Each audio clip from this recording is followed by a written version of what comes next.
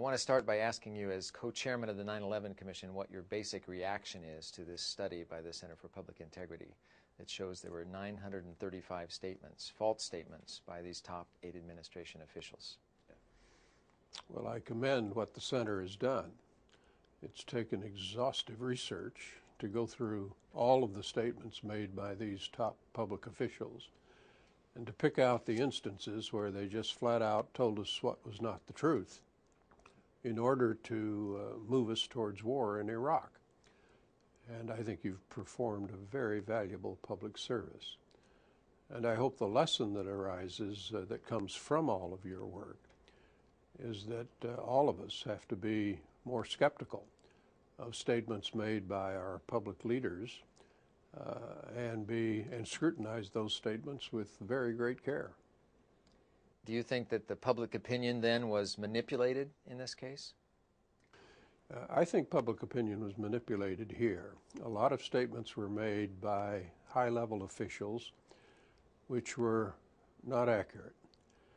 Now, that could have been intentional, or it might have been unintentional. There's no doubt in my mind that the president wanted to go to war. No doubt in my mind that his administration basically wanted to go to war. I think probably many of these public officials believed what they were saying.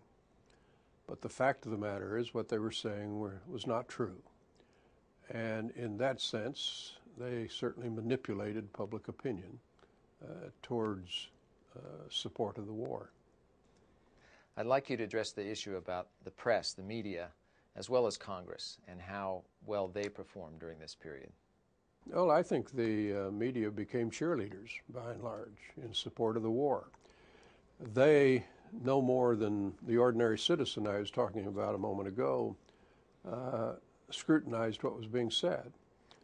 And I can recall article after article, public statement after public statement on television, all around the theme of rallying behind the troops and stirring up patriotic fervor in the nation. Now,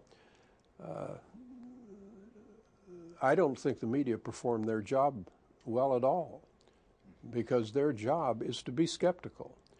Their job is to look at the statement any public official makes and tear it apart, find out if it's true or not, and they didn't do that. And some of our very top organizations in this country that are renowned for their journalism just were asleep at the switch.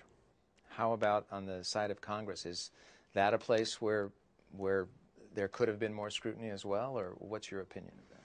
My opinion is that Congress was very timid. They didn't do their job. I have been critical of the president for leading us into this war. But the criticism goes equally to the Congress. They had the same information the president had. They didn't ask the tough questions. They didn't think about it.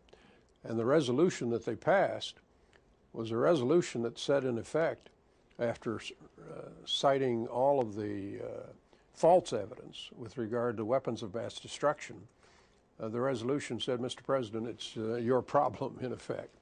And it was a default on the part of the Congress of their responsibility as a co-equal, separate, independent branch of government. They just didn't do the Congress didn't do its job. If you take this body of work that we're releasing, in fact, and which shows 935 times that this was said, as a whole, I mean, maybe deception is too strong a word, but in fact, there is an orchestration there. Is there not? Certainly the statements are misleading, I believe. Misleading on a hugely important question. Do you go to war?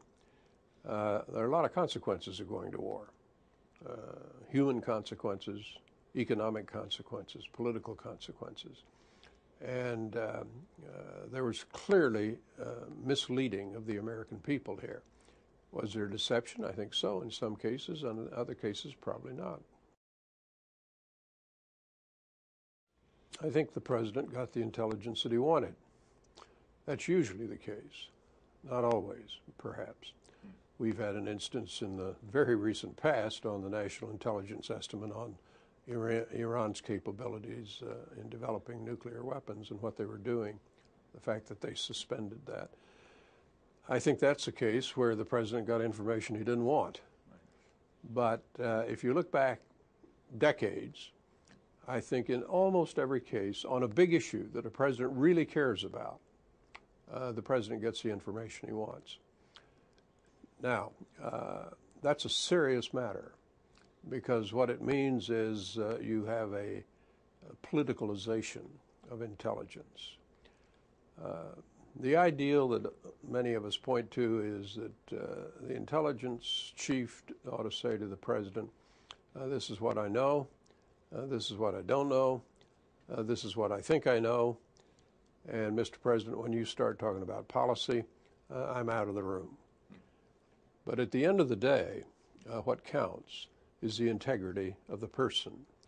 And if you have an intelligence official who is not honest with himself and honest with his colleagues and professionals and doesn't do the job right, the country's going to pay for it.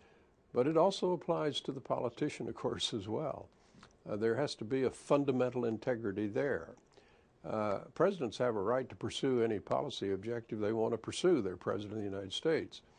But there should be in the process, he should be served by people of integrity. And I don't know of any substitute for that. There are powerful interests here, as you suggested, that are able to manipulate opinion. The public, tell me if I'm wrong, I don't think has a good sense of how that really works and how their opinion can be swayed. I think you're right. I think the American public is not aware their opinions are being manipulated. But they are. And there are powerful forces, especially in this town, who spend an enormous amount of time and money trying to figure out how to manipulate American opinion towards their own objectives. There's nothing illegal about that.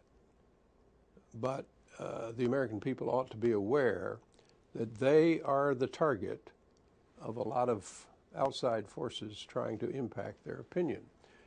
It doesn't mean that manipulation, if you will, of opinion is all wrong. It might be for worthy purposes, but it may not be. What's terribly important in all of this is that when people face state facts, Saddam Hussein had WMD. Saddam Hussein and Osama bin Laden were associates, that they prove those facts and that they be held to account if they misstate the facts. Well, it's that accountability that I think we're trying to achieve with this project that's at the heart of looking at these statements. That's the worth and the value of your project. You have examined the public record in very great detail, and you are saying that these statements made by these public officials were just flat out wrong. And there is in that process an accountability that is very important for the protection of the integrity of the American system. Thank you, Congressman Hamilton, for taking time to talk with us.